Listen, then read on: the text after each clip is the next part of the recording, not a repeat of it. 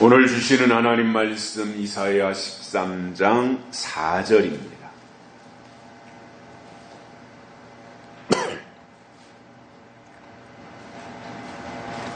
이사야 13장 4절 한 절의 말씀 봉독해 드립니다.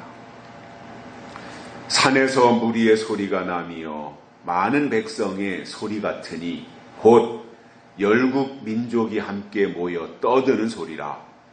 만군의 여호와께서 싸움을 위하여 군대를 검열하심이로다. 아멘. 무더운 날씨에 지난 한 주간 동안도 평안하셨는지요? 이 더위의 기세가 언제 꺾이려고 그러는지, 물론 조석으로는 조금 시원한 바람이 부는데 여전히 아주 찜통입니다. 건강관리 잘 하시고요. 우리의 생명은 하나님께 달려있지만 건강을 관리하는 것은 자기 자신에게 달려있습니다. 관리를 잘하면 건강하게 더 주의 일을 감당할 수 있기 때문에 건강도 잘 돌보시고 믿음 관리, 신앙 관리도 잘 하셔야 될 것입니다.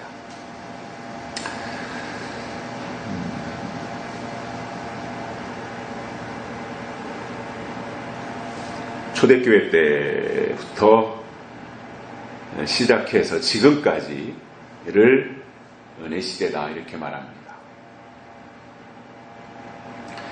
그런데 이 은혜시대는 말 자체로 모든 게 은혜예요. 그러니까 그 사람이 얼마나 어떤 자격을 갖췄느냐, 그 사람이 얼마나 어떤 분량을 채웠느냐, 이것은 두 번째, 세 번째 문제고요. 모든 게 은혜가 우선이었어요. 은혜. 그래서 은혜로 구원받고 은혜로 하나님께 나아가고 은혜로 성령 받고 이 모든 것이 기준이 은혜였습니다. 그래서 그 사람이 얼마나 인격적으로 완성이 되었느냐, 신앙적으로 어느 정도의 어떤 수준에 도달했느냐, 이러한 것은 그렇게 중요하지는 않았고요. 물론 중요한 일이었지만 그것이 우선은 아니었고요. 여러 가지 그에게 인격적 또는 성품적 또는 기질적 결함이 있다고 할지라도 그에게 일단 하나님이 은혜로 성령을 부어주시면 그가 하나님의 능력을 받아가지고 쓰임을 받았던 겁니다. 이게 은혜시대입니다. 그러나 시작이 있으면 끝이 있어요. 이거는 개인의 사람도 마찬가지고 역사도 마찬가지고 시대도 마찬가지입니다. 시작이 있으면 끝이 있습니다. 그래서 은혜 시대가 끝나는 때가 되면 하나님은 방법을 바꾸셔가지고 얼마나 성장했느냐, 얼마나 성숙했느냐, 이 부분을 세밀하고 꼼꼼하게 따지기 시작한다는 거예요. 왜냐하면 은혜 시대 때는 은혜로 이 세상에 태어난 거예요. 영적으로 태어난 거예요. 어린아이예요. 아기예요. 그러니까 무한적으로 베풀고 제공하고 감싸고 하는 이 과정이었어요. 그런데 이제 끝부분에 와서 새 시대로 전환되어질 때는 혼인하기 위해서 오시는 거잖아요. 예수님이 결혼하기 위해서 신부들을 데리러 오시는 거잖아요. 그러니까 어린아이 상태로 있으면 안 된다라는 거거든요. 그래서 하나님은 은혜 시대가 끝나는 시점부터는 기준을 바꾸시는 거예요.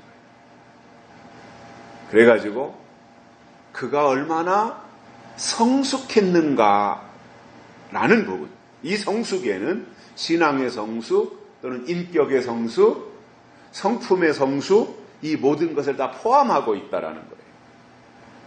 그래서 그러한 것들을 꼼꼼하게 확인하시고 하나님이 정해 놓으신 높은 기준에 합격하면 그때 드디어 하나님이 합격증을 부여하시고 쓰시는데 이 과정을 검열이다 이렇게 말하는 거예요. 검열.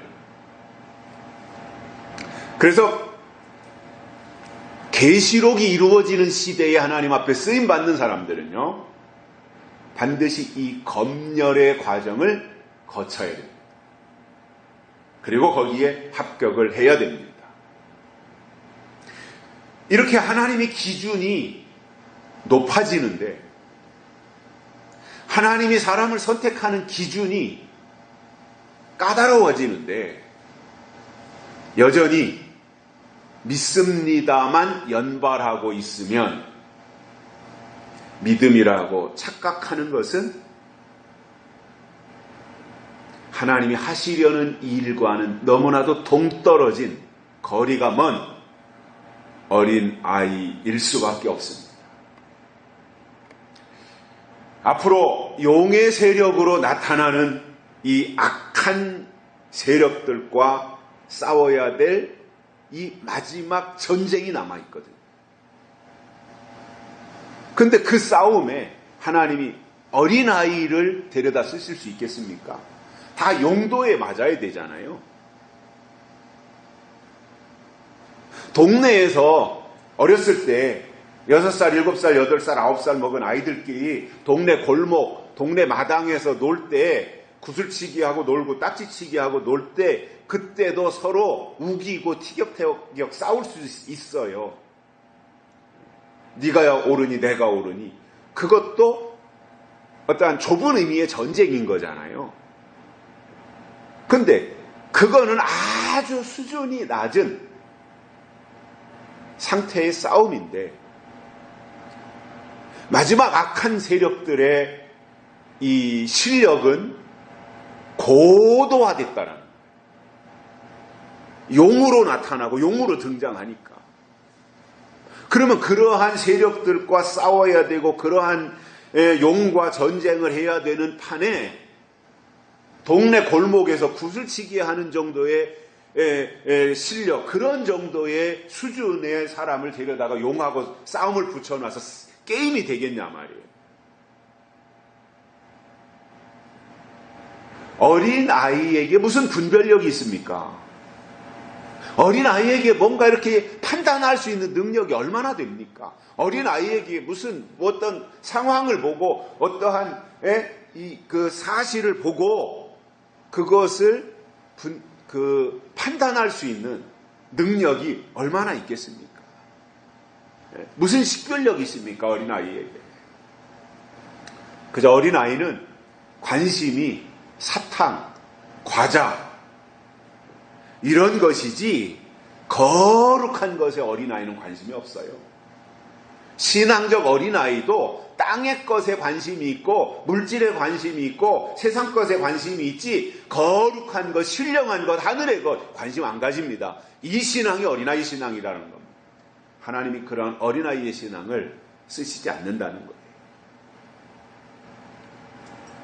왜냐하면 어린아이 신앙은 하나님이 정해놓으신 검열을 통과할 수 없어요. 우리가 잘 알고 있다시피 이스라엘 백성들이 출애굽을 하고 광야에 나왔다면 목표가 가나안 땅이잖아요. 내가 지금 광야에 머물고 있지만 여기가 내가 영원히 거할 땅이 아니라 여기는 과정이고 이 광야에서 내가 뭔가 다듬어지고 여기서 뭔가 길들여져서 새로 지으심을 받은 상태로 가나안 땅에 들어가야 된다. 가나안 땅이 목표다라고 하는 목표의식이 있어야 된다. 그런데 이스라엘 백성들이 모세를 따라서 출애굽해가지고 광야에는 나왔지만 목표의식이 없었던 거예요. 가나안 땅이 안 보여요. 현실에 불편한 것만 보였던 거예요. 신앙이라고 하는 것은 앞에 있는 것을 보고 가는 겁니다. 약속을 보고 가는 겁니다. 그래서 한 걸음 한 걸음, 한 발짝 한 발짝 떼어 놓으면서 하나님이 인도하시는 그 인도하심을 따라서 목표의식을 가지고 가는데, 현실의 불편함이 있지만, 현실의 고통이 있고 고난이 있지만, 그러나 여기가 내가 영원히 거할 땅이 아니라 여기는 임시로 여기서 내가 만들어지는 것이고, 여기서 잘 만들어진 모습 가지고 가나안 땅에 들어가서 내가 살 것이다, 살아야 된다, 이러한 목표의식을 가지고 힘찬 발걸음으로 가나안 땅을 사모하고 가는 것이 출애굽한 사람들의 태도였어야 합니다. 그런데 모세를 쫓아서 목표도 없이, 미래에 대한 기대감도 없이 광야에 나온 이스라엘은 사사건건 불평과 원망만 일삼았던 겁니다. 그 자체가 뭐예요? 어린아이라는 거예요. 꿈이 없어요. 희망이 없어요. 비전이 없어요. 미래가 없어요. 현실만 보였던 거예요.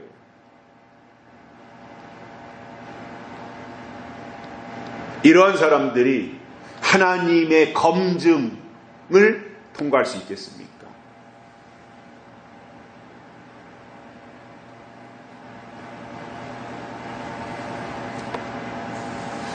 그래서 우리 기독교 신앙의 핵심 가치는 현재를 살면서 미래를 바라보게 하는 겁니다. 우리 기독교 신앙의 핵심 가치는 현재 나에게 주어진 삶 속에서 충실하면서 앞을 바라보고 소망을 가지고 약속의 땅을 향해서 나아가게 하는 것이 우리의 믿음이고 기준이고 가치라는 것입니다. 그래서 이러한 부분이 은혜 시대 때와 마지막 때의 차이인데, 은혜 시대 때는 그 자체가 어린아이였기 때문에 엄마, 아빠 이것만 해도 환장을 하고 좋아하고, 아이고 내 새끼가 엄마라 그랬네, 아이고 내 새끼가 아빠라 그랬네, 사랑한다고 했네, 그 자체로 감동이 되었던 거예요. 그러나 마지막 때는 말한 것을 검증하고, 말한 것을 책임지고, 말한 것에 대해서 확신할 수 있을 때 하나님이 쓰신다는 거예요. 그렇다면 지금 이 시대는 제가 볼 때는 하나님이 검증하실 때가 되었다라는 거예요. 그래서 하나님이 검증하실 때가 되었다는 것은 검증을 통과해야 되는 거예요. 우리 입장에서는 하나님은 검증하시고 우리는 그걸 통과해야 되는 거예요. 그렇다면 성경을 통해서 하나님이 무엇을 검증하시고, 어떻게 검증하시고, 왜 검증하시고, 어떻게 해야 우리가 그 검증을 통과할 수 있는가, 이것을 알아야 된다는 거죠.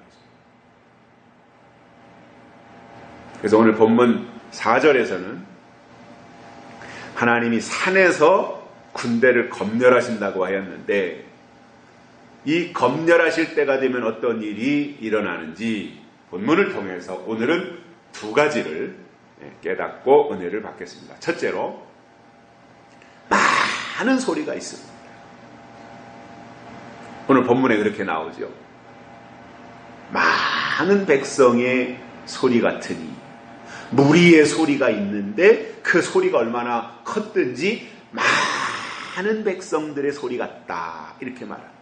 그런데 오늘 4절에 이 소리가, 산에서 나는 이 소리가 두 가지의 특징이 있습니다. 하나는 무리의 소리다라는 거예요. 무리, 사람들의 소리다라고 하면서 많은 백성의 소리라고 하였는데 그 소리가 산에서 난다라는 거예요. 산. 성경을 주의 깊게 잘 보면 그 발견할 수 있는 중요한 힌트가 한 가지 있습니다. 그게 뭐냐면 성경은 산에서 시작해서 산에서 끝나더라는 거예요. 그리고 많은 곳에 산이 등장을 하고 있더라는 거죠. 에덴 동산에서 시작해서 시온 산에서 끝나는 거잖아요. 이게 성경이잖아요.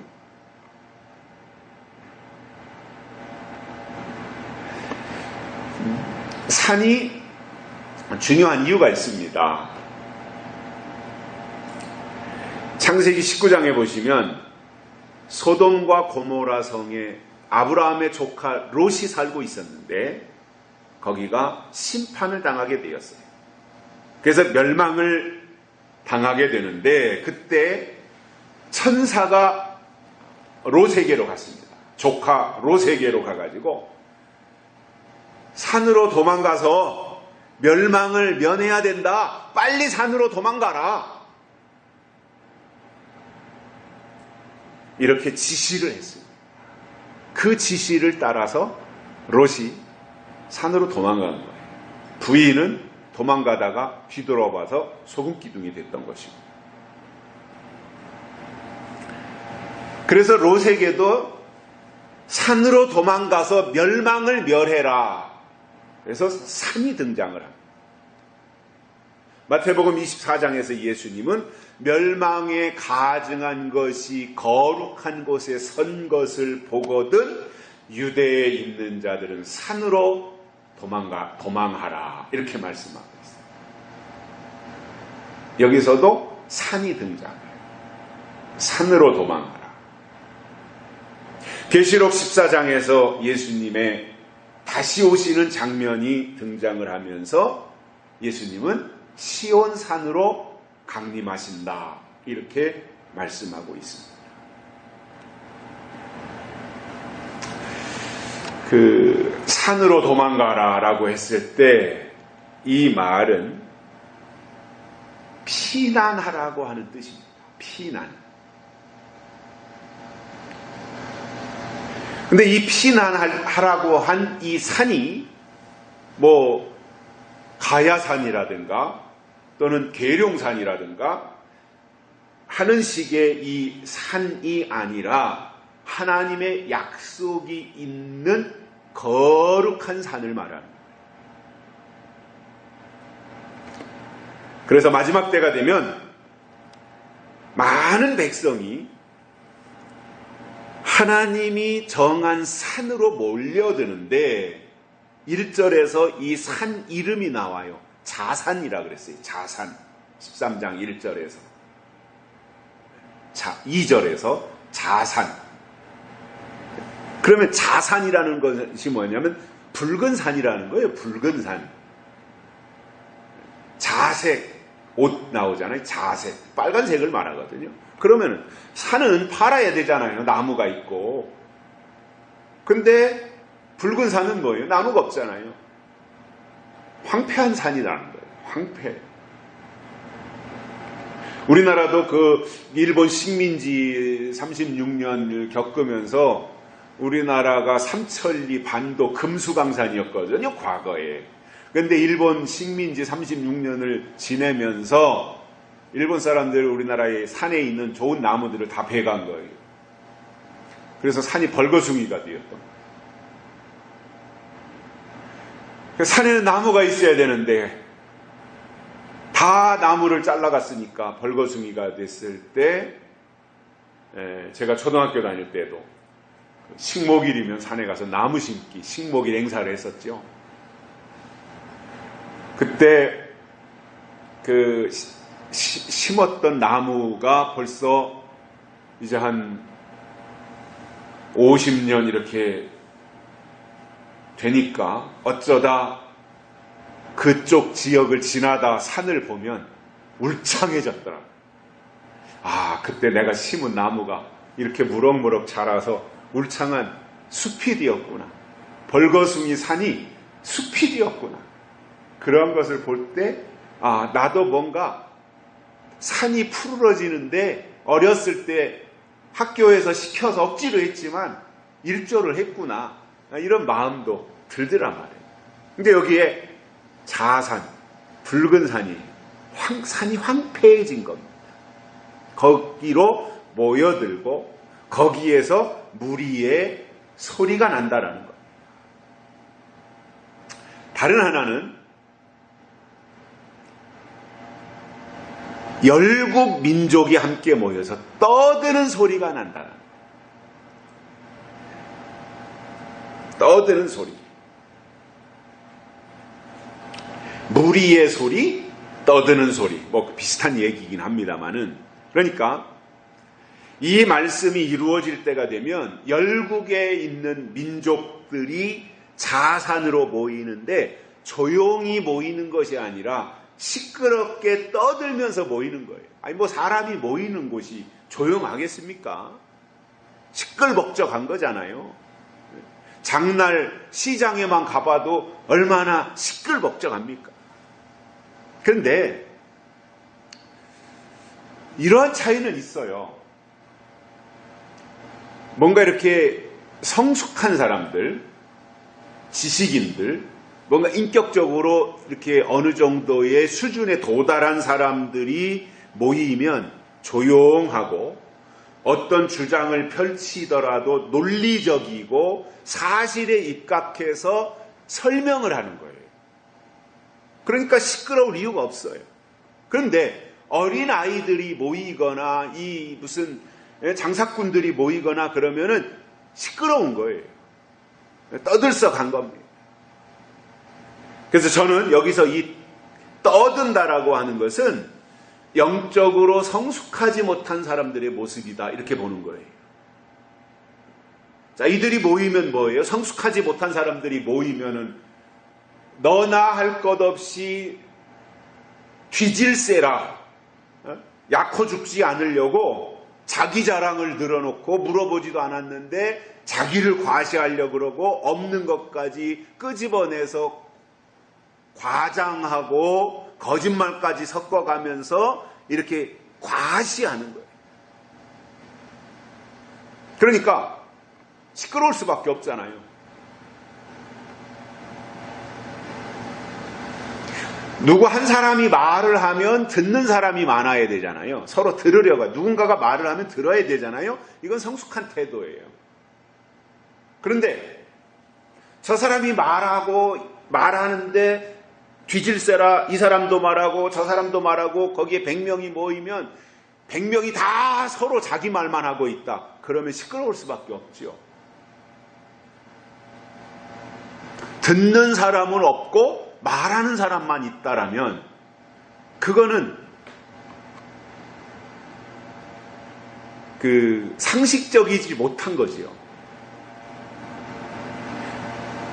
듣는 사람이 많고 말하는 사람이 적어야 맞는 거지요. 그리고 자기에게 기회가 왔을 때 자기 주장을 설명해야 되는 게 맞는 거지요. 그러면 시끄러울 이유가 없잖아요.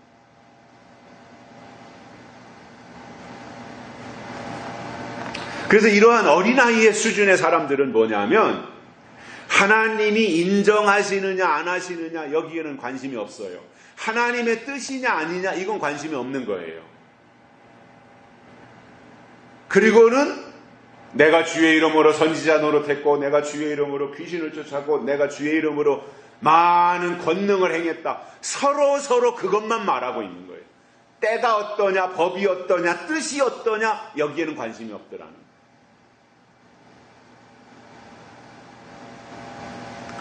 이것이 떠들고 자기 자랑하는 어린아이와 같은 미숙한 모습입니다. 자, 그러면 하나님은 구약에서 신약으로, 신약에서 계시록으로, 즉 율법에서 은혜로, 은혜에서 계시록으로 이것이 이렇게 점진적으로 성경의 역사가 진행이 될수록 성숙한 사람들을 찾으시는 거예요. 뭔가 이렇게 높이가 있는 사람들, 뭔가 이렇게 어느 정도의 어떤 수준과 격식을 갖춘 영적인 이야기입니다. 그러한 사람들을 하나님이 찾으시는 거예요. 그리고 그들을 하나님이 하늘 군대로 뽑아서 쓰시겠다는 거예요. 왜냐하면 악한 영들과 싸워야 되잖아요. 싸움에는 이겨야 되잖아요. 왜냐, 이것이 마지막 싸움인데. 그런데 하나님이 떠들어대는 그들을 자산으로 모은 것은 군대로 쓰시려고 모았다기보다는 심판하기 위해서 모은 것이다라는 거죠. 그래서 중요한 것은 마지막 때 개구리 같은 새 더러운 영과 싸울 하나님의 군대를 철저하게 하나님 편에서 검열하고 나서 합격한 사람들을 하나님이 마지막 역사에 쓰신다는 거예요. 그런데 이 검열이라고 하는 것은요, 절대로 꽃길을 걸어가는 게 아닙니다. 비단길을 걸어가는 게 아닙니다.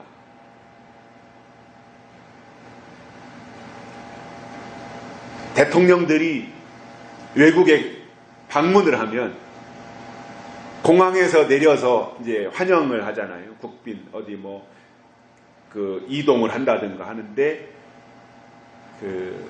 환영하는 의미로 또 어떤 귀한 손님이라고 하는 의미로 레드 카펫을 깔지요. 빨간색으로 카페트를 깔고 거기를 걸어가도록. 미국의 트럼프 대통령 같은 경우에는 아예 자기가 어느 나라를 갈 때 제일 먼저 하는 말이 레드 카펫 깔아라 이거예요. 난 미국의 대통령인데 나 최대한으로 영접을 잘해라. 레드 카펫 깔아라 이거예요. 근데 우리가 마지막 때 하나님 앞에 검열을 받는 데 있어서는 그러한 레드 카펫이 깔린다든가 어떠한 꽃단장을 한다든가 편안하고 쉬운 길을 가는 것이 아니라 고난의 행군이라는 겁니다. 그 과정을 거쳐야 된다는 겁니다. 그게 검열이라는 거예요. 군대에 가도요, 검열이라는 것이 참 많아요. 아주 귀찮아요. 성가신 일들이죠. 다 몸으로 움직여야 되는 거잖아요. 검열 받기 위해서는. 보급품, 국가가 보급해준 보급품들이 많거든요. 군대는 내 몸뚱아리만 가지고 가서 속옷, 겉옷, 수건, 양말, 이 총, 배낭 모든 것을 다 국가가 제공해 주잖아요. 전투복도 몇 벌, 양말도 몇 켤레. 이거를 다 검열해요. 항상 점검을 해요. 뿐만 아니라 전투력이 얼마나 향상이 되었느냐. 얘가 국가의 부름을 받고 자대 배치를 받고 군인으로서 국가를 지키고 있는데 얼마만큼의 어떤 전투력을 가지고 있는가, 태권도를 어느 정도로 하는가, 총격수를 어느 정도로 하는가, 사격을 어느 정도로 잘하는가, 이런 것에 대해서 수시로 검열을 해요. 대대에서 중대를 검열하고요, 연대에서 또 대대와 중대를 검열하고요, 사단에서 연대와 대대와 중대를 또 검열을 하고요. 그러니까 1년이면은 이런 검열이 참 많아요. 근데 검열이라고 하는 것 자체가 그냥 편안한 상태로 있어서 되는 어떠한 그 모습이 아니라는 거예요. 철저하게 준비를 해서 한 번에 통과를 해야지 검열에 불합격하면은 몇 배로 더 고생을 해야 되는 거예요.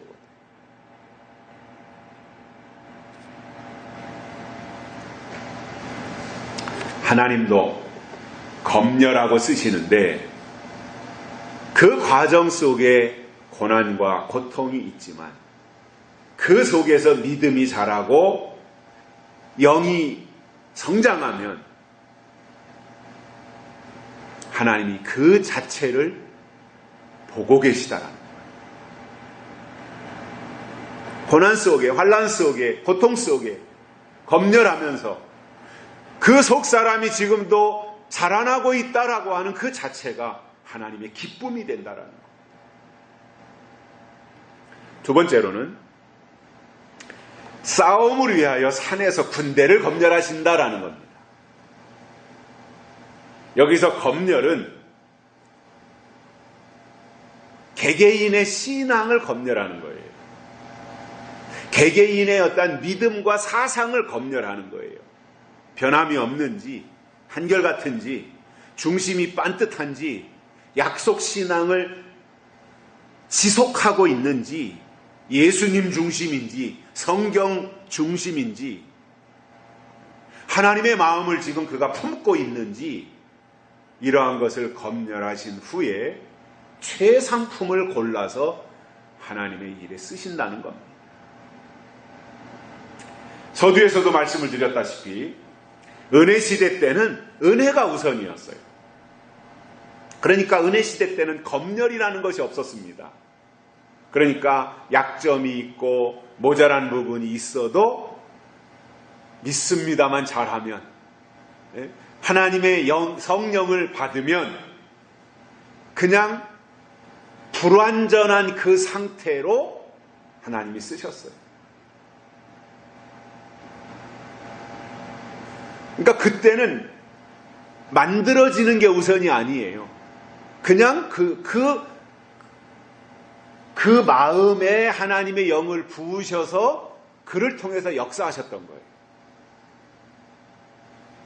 그가 얼마만큼 그것을 지속하느냐, 이건 두 번째 문제예요. 그 순간 그가 사모하면 하나님이 성령을 보내셔서 쓰셨던 겁니다.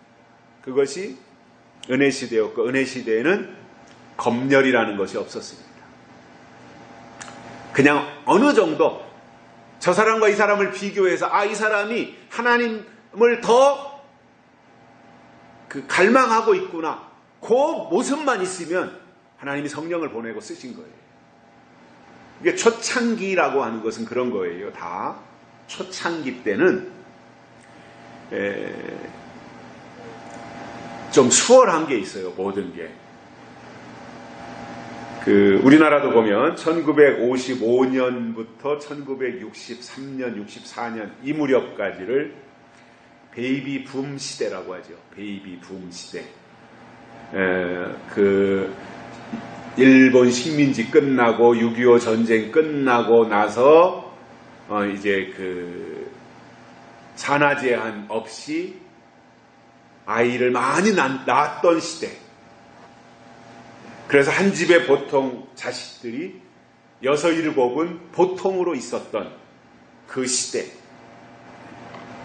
그 핵심이 이제 57년, 58년, 59년 요 무렵이 이제 제일 그 중심 세대가 되는데, 그러니까 아이들이 막 갑자기 많아진 거예요. 동네마다 애들이 버글버글했어요. 그렇지 않겠습니까? 한 집에 6, 7, 5 이렇게 낳았으니까 보통 그 큰 애가 학교 가고 초등학교 들어가고 2년 있다 둘째가 들어가고 3년 있다 셋째가 지나가면 초등학교에 보통 한 집에 3명, 4명은 초등학교에 다닌 거잖아요. 그러면 그 동네가 그 초등학교에 버글버글했지 않겠어요, 아이들로. 근데 아이들은 이렇게 많은데 그 아이들을 가르칠 수 있는 교사가 부족했던 거죠. 애들은 갑자기 늘어났는데. 그러니까 수급이 안 되는 거예요. 선생님들이 있어야 가르치는데 교실은 어떻게 해서 그냥 뚝딱뚝딱 짓는다고 그러고 1부 수업, 2부 수업, 오전반, 오후반 나눠서 어떻게 한다고 하는데 교사가 있어야 될 거 아니에요. 가르치고 관리할 담임 선생님들이 있어야 되는데 없으니까 국가가 긴급 수혈을 한 게 뭐였어요? 교사 양성소라는 것이 있었어요. 교육대학이나 사범대학을 가지 않고, 왜냐? 언제 교육대학 가고 언제 사범대학 가서 몇 년씩 공부하고 그 사람들이 언제 나와 학교에 투입이 돼서 학생들을 가르치겠습니까? 그러니까 교사 양성소라는 것을 만들어서 거기서 단기 코스로 몇 달 동안 기본적으로 교육학이라든가 이런 거 배워가지고 그냥 학교에 투입한 거예요. 제가 초등학교 다닐 때만 해도 교사 양성소 출신 선생님들이 많았어요. 그러니까 자질면에서 지나놓고 보니까, 그땐 몰랐지만 어려서 지나놓고 보니까 자질면에서는 굉장히 떨어진 선생님들이었다라는 게 이렇게 보여지는 거예요. 이렇게 지금 와서 돌이켜보면. 심지어는 지금 같아서는 정말 당장 쫓겨날 일인데 5학년, 6학년 때 저를 담임했던, 이렇게 나가면 누군지 발각이 날 텐데, 그 선생님은 점심 때면 항상 나가서 점심 식사하고는 막걸리를 잡숫고 들어와요. 근데 그분은 막걸리 술 한 모금만 들어가면 얼굴이 빨개져요. 목서부터 빨개져요. 술 먹은 증거가 나와요. 그리고는 5교시, 6교시 하려면은, 술 먹고 얼굴 빨개고 입에서 술 냄새 풍풍 풍기는 선생님이 뭘 학생들을 가르치겠습니까? 한 반에 아이들은 60명, 70명 버글버글한데. 그리고는 뭔가 이렇게 이제 아이들끼리 모여 있다 보면 장난기가 발동해서 장난칠 때 있잖아요. 그러다 선생님한테 들키면 훈계라고 하는 것이 이게 지나놓고도 그때 내가 정당하게 잘못한 것 때문에 선생님한테 이렇게 꾸중을 들었고 이렇게 벌을 받았고 이렇게 회초리를 맞았다. 이것이 정당해야 되는데 그 선생님은 뭔가 잘못하면 찾아와서 그 선생님이 항상 30cm 대나무자를 들고 다녔어요. 대나무자. 머리 숙여. 머리 쭉 숙이면 모가지를 이렇게 해가지고 탁 튕기면 얼마나 아파요. 30cm 대나무자가 탁 튕기면. 그러니까 자질 면에서는 그러한 선생님들도 있었어요. 근데 그때 국가적인 상황이 그렇게라도 해서 학생들을 가르칠 수밖에 없는 처지였던 거잖아요. 제가 왜 이런 말씀을 드리느냐, 뭐든지 초창기에는 다 그런 거예요. 근데 지금 어때요? 지금 교사가 되려면 4년제 대학 나오고 임용고사 2번, 3번, 4번, 어떤 사람은 8번 이렇게 떨어지고, 그리고도 실력을 다 갖추고 모든 면에 부족함이 없이 다 갖추고 있는데,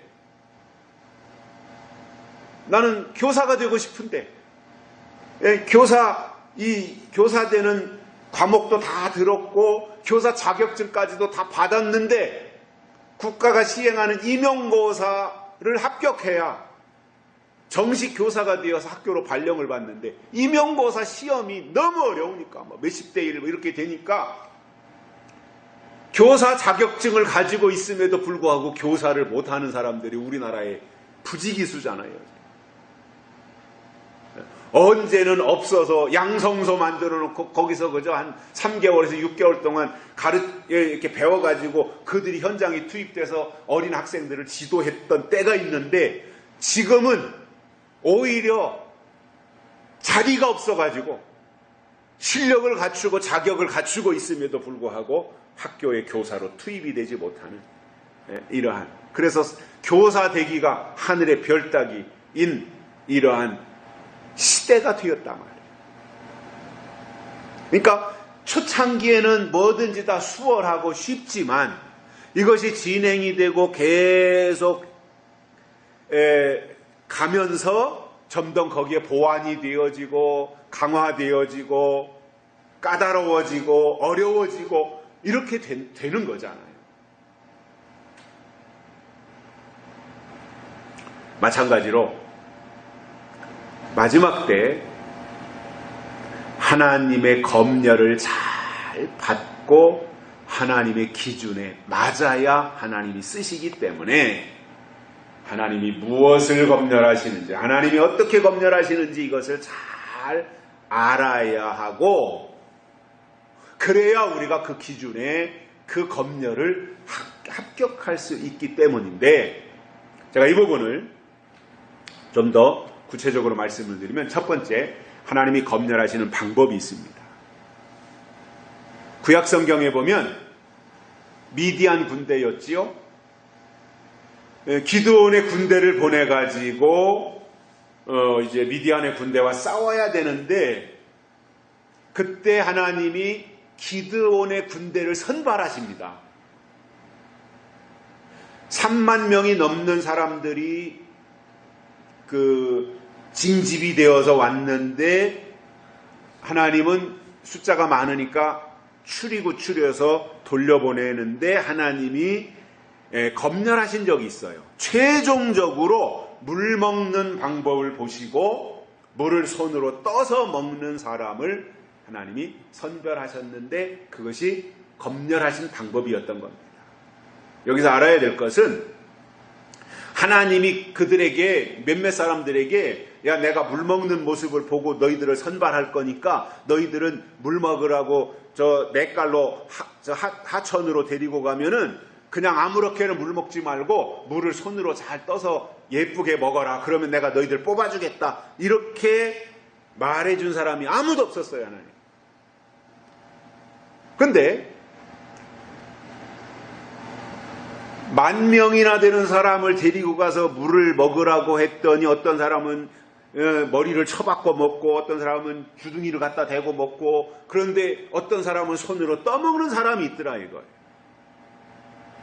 하나님이 구별하시는데 하나님이 검열하시는데 누구를 최종적으로 검열해서 뽑아내셨느냐 하면은 그 상황에서 손으로 물을 떠서 먹는 사람을 하나님이 선별하셨고 그들의 숫자가 300명이었던 것입니다. 사람은요 기본적인 자세라는 게 있습니다.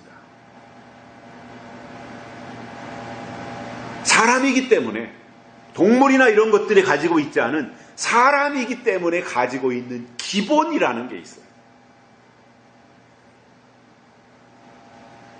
저는 이 300명이 뽑힌 이유가 있다면 이들이 이제 미디안과의 전쟁에 동원되어져야 할 사람들인데 물 한 모금을 먹더라도 손으로 물을 떠서 주변을 살피며 조심스럽게 먹는 그 모습이 하나님의 눈에 띄었던 것이고 그들을 하나님이 선택하셨다라는 거잖아요.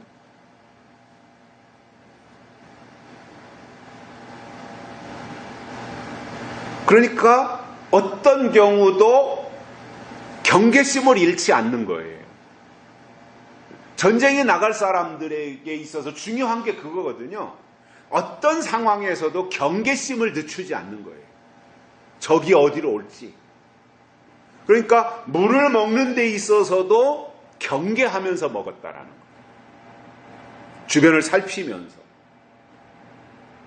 그러면 계시록이 이루어질 때도 하나님이 검열하시는 방법이 있어요.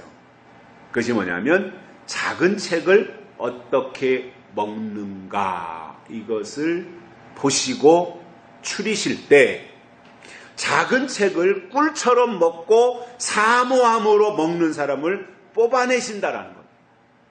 그들을 하나님이 검열하신다라는 겁니다. 추려내신다라는 겁니다.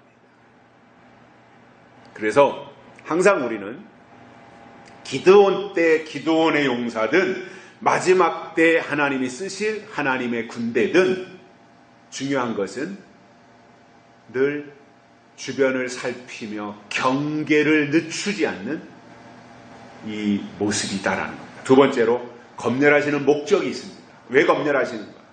계시록에 보면 사탄과의 마지막 싸움이 있고 이 싸움을 위해서 하나님이 부리실 하나님의 군대를 부르시고 빼내셔서 훈련하신 후에 검열하시는데 계시록 11장에 보면 지팡이 같은 갈대로 청량하신다고 했으니 하나님의 기준이 있다는 것이고 그 기준에 합당하면 하나님이 붙잡고 쓰실 것이며 이들이 하늘 군대가 되어서 사탄의 군대를 쳐서 물리치게 된다는 것입니다. 자, 여기서 중요한 것은 하나님의 검열을 잘 받아야 되는데 검열을 잘 받기 위해서는 검열하시는 분의 뜻이 무엇인지를 알아야 되는 거예요. 그래서 그분의 뜻에 맞춰야 된다.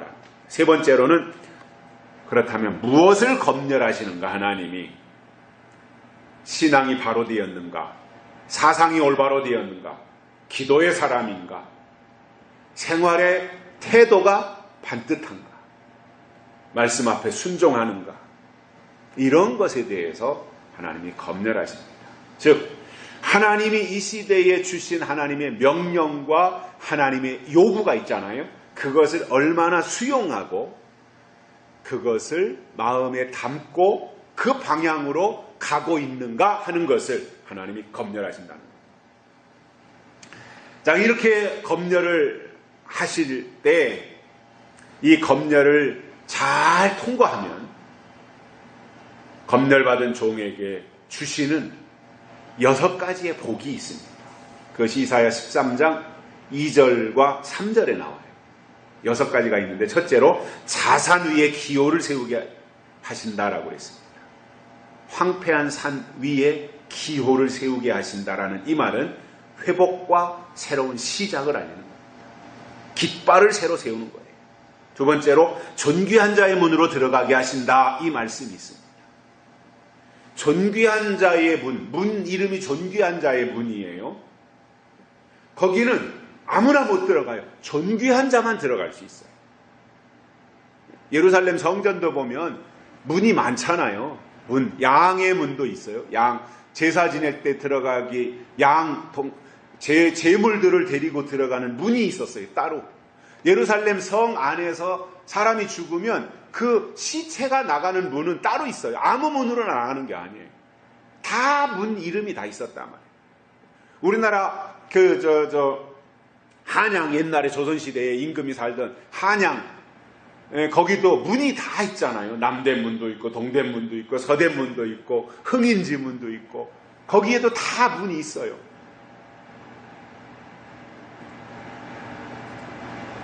존귀한 자의 문으로 들어간다라고 하는 것은 그 사람이 존귀한 사람이다, 그 말이에요. 존귀한 사람이 되어야 존귀한 문으로 들어가는 거예요. 세 번째로 거룩하게 구별하신다. 3절에서 말씀하고 있습니다. 거룩하게. 민수기 6장에서는 이것을 나시린이라고 했는데 삼손이나 사무엘이나 이런 분들이 다 나시린이었고요. 그들을 하나님이 구별해서 쓰셨습니다. 그래서 계시록에서 인치심을 받는다고 하는 것은 하나님의 거룩한 일에 쓰시려고 구별하셨다라고 하는 의미를 포함하고 있는 말입니다. 네 번째로는 하나님이 명하신다라는 거예요. 명령하신다라는 거예요. 3절에 보면 하나님의 명령을 받은 사람을 사명자라 그래요. 그래서 명령을 받은 사람은 명령대로 움직이는 겁니다. 명령을 받은 사람이 명령을 받아놓고 내 맘대로 하면 그건 사명자가 아닌 거예요. 명령하신 분의 명령대로 나는 움직이는 거예요. 이게 사명자예요. 그래서 하나님이 주신 명령이 있다면 명령이 생명이 되어야 돼요. 그리고 명령이 이유가 되어져야 돼요. 그리고 그 명령으로 살아야 되는데 명령의 출처는 성경이고 성경을 통해서 이 시대에 하나님이 주시는 명령이 있어야 하나님의 사람이다라는 거죠. 다섯 번째로는 용사들을 부르신다. 3절에서 말씀하고 있습니다. 용사들을 부른답니다. 입에 권세가 있다라는 말입니다. 이게 바로 철장 권세입니다. 부르면 오고요. 말하면 이루어지는 겁니다. 여섯 번째로 하나님의 진노를 풀어드린다라고 3절에서 말씀하고 있습니다. 하나님의 진노를 이 사람들이 검열을 통과한 사람들이 풀어준다는 거예요.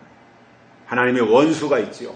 에덴 동산에서는 뱀, 광야에서는 불뱀, 예수님이 초림하셨을 때는 독사, 계시록에 나오는 마지막 때가 되어지면은 용입니다. 그것도 큰 용이다라고 말씀하고 있습니다.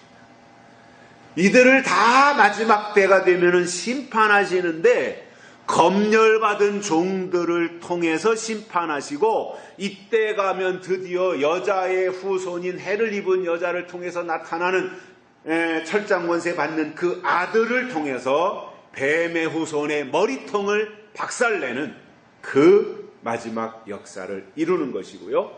이것을 계시록에서는 마지막 싸움이라고 그랬고 아마겟돈 전쟁이다 이렇게 말씀하고 있습니다. 하나님의 군대와 사탄의 군대가 싸우는 전쟁, 이것이 바로 아마겟돈 전쟁인 거죠. 결론적으로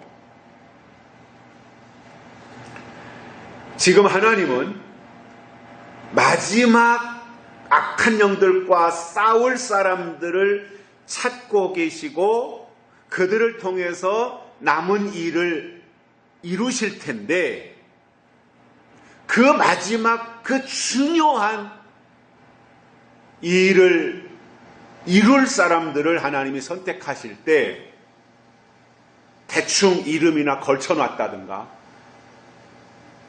교인이라는 꼬리표나 달고 있는 사람을 하나님이 뽑아서 쓰시겠는가라는 거예요. 박승곤이라는 사람이 뭔가 누군가에게 어떠한 중요한 일을 맡길 때에 그냥 아무나 지나가는 노숙자나 내가 알지도 못하는 아무나 데려다가 심부름 시킬 것 같아요? 믿을 만한 사람, 검증된 사람, 내 생각하고 같은 생각을 가지고 있는 그러한 사람들에게 뭔가를 부탁하고 이 일을 맡기지 않겠습니까? 저 같은 사람도. 하물며 하나님이 일을 맡기실 때 어리버리한 사람, 시시껄렁한 사람, 신뢰가 안 되는 사람, 믿음이 안 가는 사람, 검증되지 않은 사람, 아군인지 적군인지 색깔이 분명하지 않은 회색 분자, 이런 사람들한테 맡기겠습니까? 철저하게 성경적 재림신앙을 가진 사람들 중에서 하나님 꼼꼼하게 검증하시고 나서 하나님의 마음에 합당한 사람을 하늘 군대로 기름을 부으셔서 쓰신다라고 하는 것이 하나님의 계획인 것이고요. 그렇다면 우리가 계시록을 이루어드리는 그 일에 신앙과 사상의 검증을 잘 받고 그 검증에 합격해서 마지막 하나님의 역사를 이루는 일에 쓰임받는 종들이 되시기를 주의 이름으로 축복합니다. 살아계신 하나님 아버지 감사합니다. 오늘도 우리를 불러주시고 무더운 날씨지만 하나님 앞에 나와 예배를 드리며 말씀을 들으면서 우리가 이 시대의 성숙한 믿음의 사람들로서 하나님의 뜻을 깨닫고 하나님 중심의 사상과 믿음을 가지고 하나님의 검열을 잘 통과해서 하나님 앞에 쓰임받기를 결심하여 싸우니 하나님 우리의 이 마음을 받아주시고 끝까지 하나님의 검증과 검열을 통과하고 이기는, 그래야 하나님의 마음에 합당하여 쓰임받는 종들 되게 하여 주옵소서. 다시 오실 예수 그리스도의 이름으로 간절히 기도드립니다.